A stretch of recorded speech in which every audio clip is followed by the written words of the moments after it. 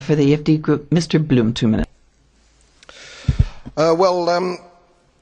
I'm a baby boomer. I was born just after the war. We've probably had the longest period of peace and prosperity globally, I would say, from that time.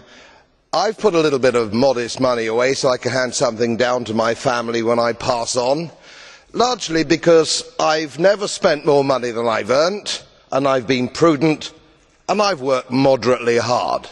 Now, it always seems to me as a complete surprise to politicians how countries get in debt. Let me explain, because I don't think you really understand it.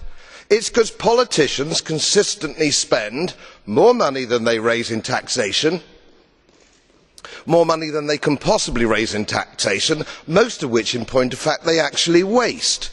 The reason we are talking about countries which are broke, and they are broke, is because their ridiculous, ineffective, ignorant politicians consistently spend more money than they can raise, and then they borrow, and worse, they then print money, because politicians and their central banks have a machine which prints money. You do that as a private citizen, and it's a criminal offence. You would go to prison for doing that, and politicians and their central banks do it all the time.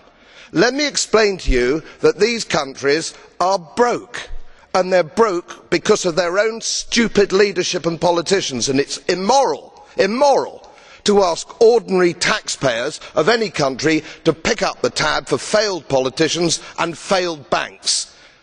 They are defaulted, they are broke. For God's sake, let us all of us admit it.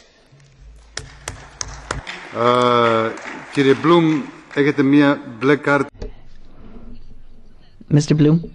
Yes, well, thank you very much. Mr. Goebbels is brandishing his blue card. You accept the question?